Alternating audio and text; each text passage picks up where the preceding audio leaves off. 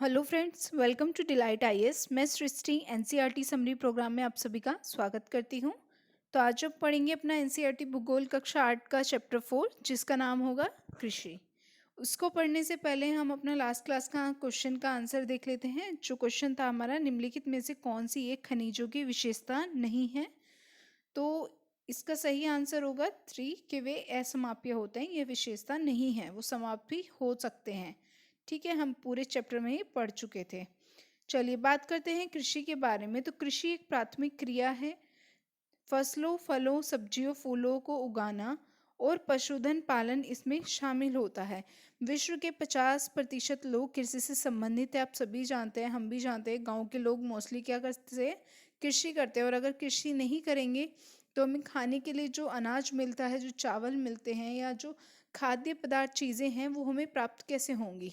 ठीक है, तो 50% लोग कृषि से संबंधित क्रियाओं में संलग्न हैं और यह रोजगार भी देता है। भारत की 2/3 जनसंख्या अब तक कृषि पर ही निर्भर है। बात करें कृषि की और चीज़ों की, तो अनुकूल स्थला करती अर्थात जो ज़मीन है, जो सतह है, वहाँ पे अनुकूल होनी चाहिए जिस पे कृषि की जा सकती है। मृदा वहाँ की अनुकूलित होनी चाहिए और जलवायु जो है वो कृषि क्रियाकलाप के लिए बहुत ही अनिवार्य होती है। जिस भूमि पर फसलें उगाई जाती हैं वह कृषिगत भूमि कहलाती है। ठीक है, ये चीज़ हो गई।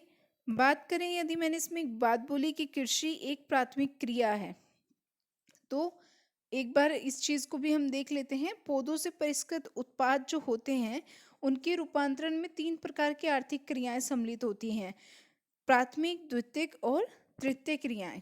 ठीक है, प्राथमिक, द्वितीयक और तृतीयक क्रियाएं। तो जो प्राथमिक क्रियाएं हैं उनके अंतर्गत उन सभी क्रियाओं को शामिल किया जाता है जिनका संबंध सीधे प्राकृतिक संसाधनों से होता है। जैसे अनाज हो गया, अनाज उगाना, ये प्राथमिक क्रियाओं में आएगा। ठीक है, लेकिन जैसे ही उसका अनाज का कुछ और आटा बना के, उसका ब्रेड रोटी बना के, ठीक है, डबल रोटी बनाएंगे तो ब्रेड बनाएंगे, तो वो आ जाएगा आपके सेकेंडरी उसमें।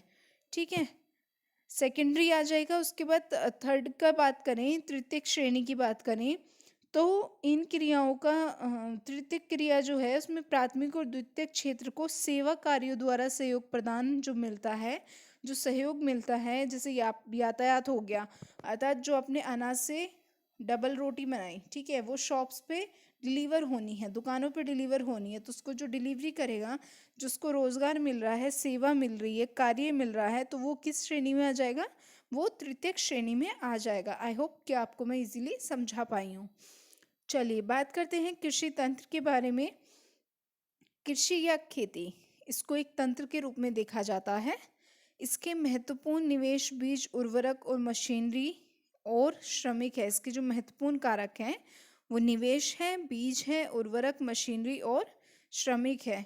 जैसे जुताई, बुआई, सिंचाई और निराई और कटाई, जो इसकी कुछ हैं, जो वो प्रक्रियाएं हैं जिससे खेती होती है। इस तंत्र के निर्गताओं के अंतर्गत फसल, ऊन, डेयरी और कुक्कुट जैसे उत्पाद आते हैं। कृषि के प्रकारों की हम बात करें तो कृषि के प्रकार 2 तरह के होते हैं: निर्वाह कृषि और वाणिज्यिक कृषि। कि विश्व में कृषि विभिन्न तरीकों से की जाती है। भौगोलिक दशाओं, उत्पाद की मांग, श्रम और प्रौद्योगिकी के स्तर पर, और प्रौद्योगिकी के स्तर के आधार पर कृषि को हमने 2 भागों में बांट लिया: निर्वाह कृषि और वाणिज्य कृषि। इन दोनों के बारे में भी डेफिनेशन देख लेते हैं छोटी सी। निर्वाह कृषि क्या है? इस प्रकार की कृषि कृषक परिवार की आवश्यकताओं को पूरा करने के लिए की जाती है। ठीक है, आपको आसानी से समझ में आ गया होगा। जो लोग जो कृषक होते हैं, जो किसान होते हैं, वो अपने परिवार के भरण पोषण के लिए, यदि खुद के लिए, सेल्फ के लिए वो कर रहे हैं, तो उसको निर्वाह कृषि कहा जाएगा। ठीक है, वहीं वाणिज्यिक कृषि जो है, तो ये ट्रेड के लिए हो गई। ठीक है, वाणिज्यिक कृषि में फसल उत्पादन और पशुपालन बाजार में विक्रय हेतु होता है, अर्थात उससे कुछ कमाई करने के लिए, कमाने के लिए, अर्थव्यवस्था में योगदान देने के लिए, ठीक है, देश की अर्थव्यवस्था में योगदान देने के लिए कृषि की जाती है। जैसे गन्ना हो गया, गन्ने को बेचते हैं, मिलों में जाता है, उससे चीनी बनती है और अन्य उत्पाद बनते हैं, उनको बाजारों में बेचा जाता है ना। इसी प्रकार से जो कृषि होती है उसको वाणिज्यिक कृषि कहते हैं। बात कर लेते हैं निर्वाह कृषि में। कुछ निर्वाह कृषि के रूप हैं: गहन निर्वाह कृषि, आदिम निर्वाह कृषि, स्थानांतरित कृषि, चलवासी पशुचारण, ठीक है, कृषि। बात करें वाणिज्यिक कृषि में, तो वाणिज्यिक अनाज कृषि, मिश्रित कृषि और रोपण कृषि। रोपण कृषि के बारे में एक बार हम देख लेते हैं। तो रोपण कृषि वाणिज्यिक कृषि का एक प्रकार है जहाँ चाय, कहवा, काजू, रबड़, केला अथवा कपास की एकल फसलें कुछ उगाई जाती हैं और ये बृहद पैमाने पर श्रम और पूंजी की आवश्यकता को पूरा करती है ना। और उत्पाद का प्रसंस्करण जो होता है वो खेतों पर ही या निकट के कारखानों में इससे किया जाता है। इस प्रकार इस कृषि में परिवहन जाल के विकास की अनिवार्यता ज़रूर होती है, क्योंकि आपको पता है कॉफ़ी, ठीक है, कॉफ़ी भी ऐसी चीज़ है जो वाणिज्यिक है। और वाणिज्यिक में क्या होगा, परिवहन की ज़रूरत तो ज़रूर सबसे ज़्यादा होगी, है ना। तभी तो उसको वो मार्केट में ले जाके विक्रय कर पाएगा। यदि आपने यहाँ पे खेत खलिहान में चाय उगा दी मानो, है ना, और वो मार्केट तक ही नहीं जाएगी, आप ऐसा तो है नहीं कि उसको हाथ से उठा के 1 किलोमीटर की मार्केट तक लेके जाएंगे, नहीं ना।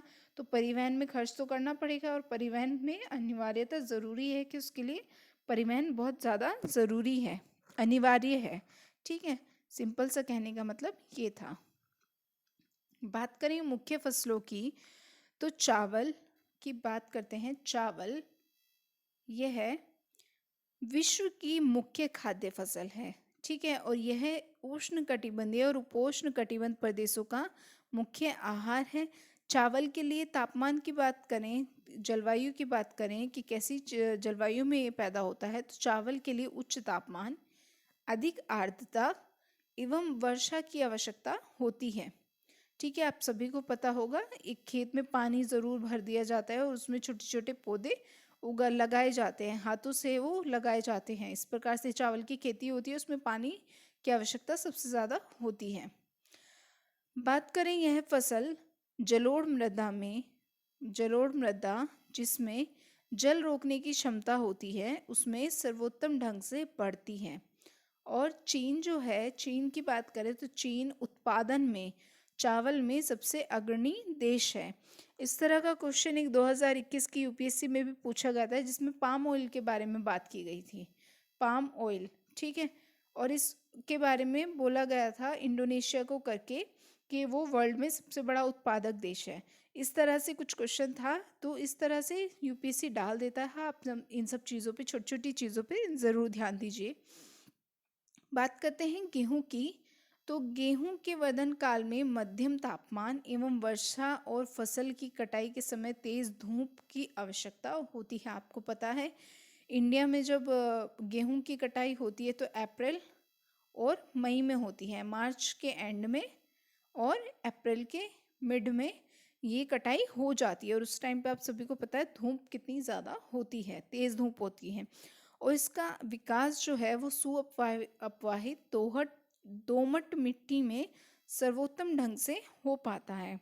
गेहूं के बारे में बात करें कि गेहूं सर्वोत्तम किस देश से मिलता है, कहाँ, कौन सबसे ज़्यादा उत्पादक है, तो संयुक्त राज्य अमेरिका, कनाडा, अर्जेंटीना, रूस, यूक्रेन, ऑस्ट्रेलिया और भारत में विस्तृत रूप से अनाज जो गेहूं है वो उगाया जाता है।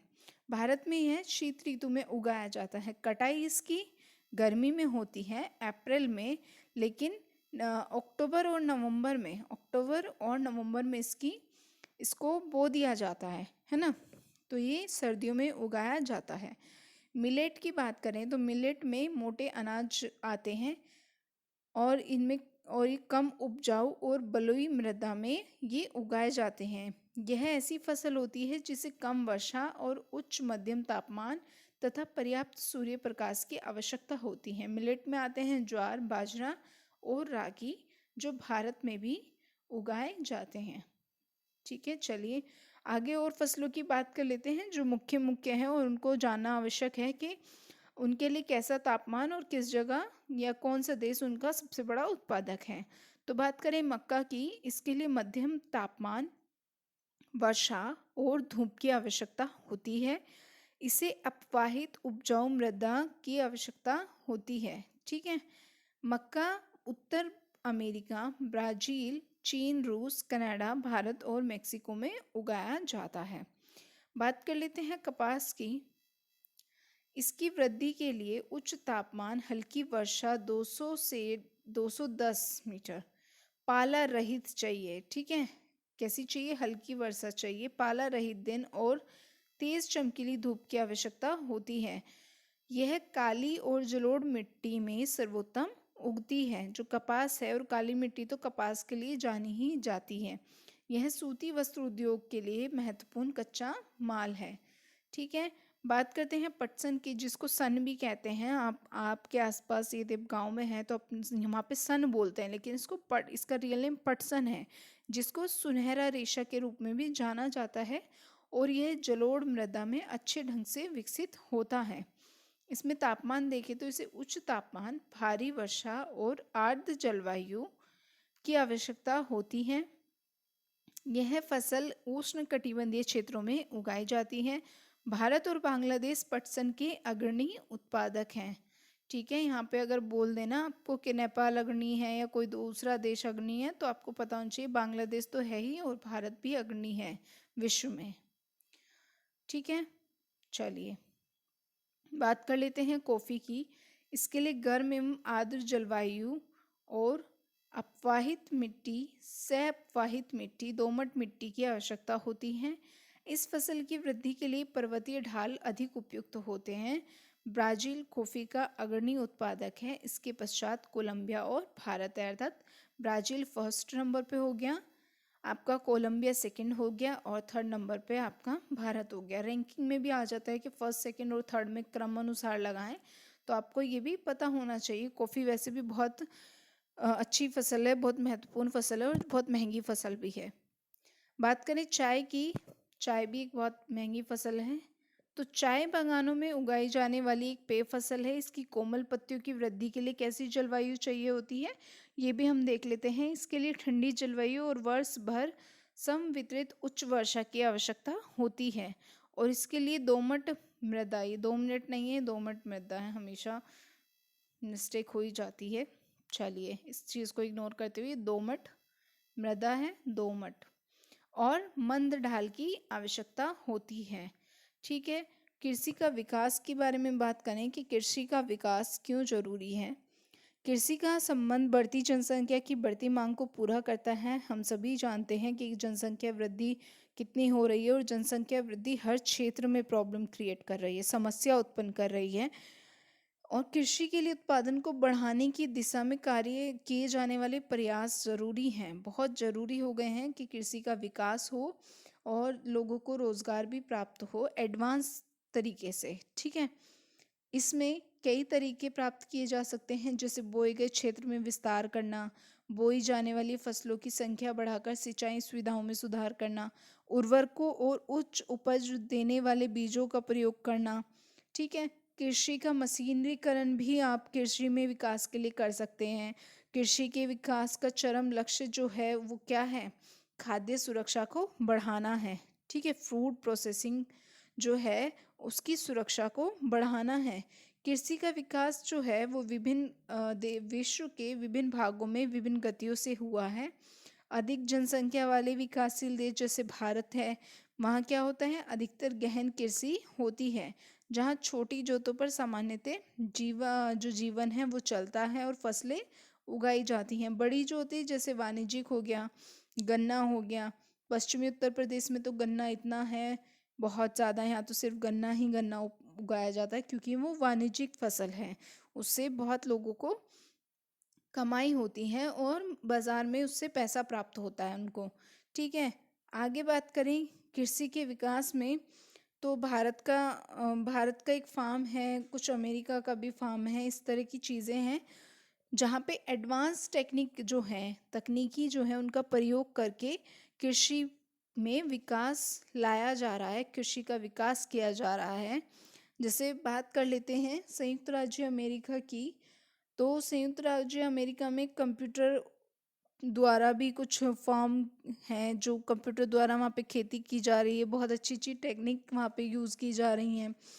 वहाँ पे बात करें, किसान सामान्यतः फार्म में ही रहता है, ठीक है। मक्का, सोयाबीन, गेहूँ और चुकंदर वहाँ पे उगाई जाती हैं, जो वहाँ की महत्वपूर्ण फसलें हैं। और अमेरिका में बात करें, जो राज्य के किसान हैं वहाँ पे वो 300 हेक्टेयर भूमि उनकी होती है, जिसको वो एक फार्म की तरह यूज़ करते हैं और उसमें मक्का ही मक्का उगाते हैं। तो वहाँ पे फार्म होते हैं, फार्म बने होते हैं, ठीक है। हमारे यहाँ तो जगह जगह सबके अपने खेत होते हैं, वहाँ बहुत बड़े बड़े फार्म होते हैं जहाँ पे वो लोग खेती करते हैं और खेती को बहुत एडवांस तरीके से करते हैं, ठीक है। चलिए, तो आई होप कि आपको ये समझ में आया होगा। उसके बाद हम एक बार ये देख लेते हैं अपना कल्चर। एग्रीकल्चर में कुछ चीज़ें हैं जिसको डिवाइड किया गया है कि कृषि तो एक फसल की कृषि अलग हो गई, लेकिन रेशम की कृषि, कीटों की कृषि, इस तरह की कृषि के बारे में भी हम देख लेते हैं। चलिए, एग्रीकल्चर की बात करें तो एग्रीकल्चर में क्या होता है, मृदा की जुताई हो गया, फसलों को उगाना, पशुपालन का विज्ञान एवं कला होती है, ठीक है। इसे खेती भी कहते हैं। बात करें सेरीकल्चर की, जो रेशम उत्पादन होता है, रेशम के कीटों का वाणिज्यिक पालन करना, रेशम कपड़ा, जो रेशमी कपड़ा होता है उसको बनाने के लिए रेशम के कीटों की कृषि की जाती है। वहाँ से उन्हें रेशम प्राप्त होता है और यह कृषक की आय में पूरक हो सकता है, ठीक है। तो इससे भी ये भी वाणिज्यिक में आ जाता है, ये भी वाणिज्यिक कृषि का सभी हिस्सा है।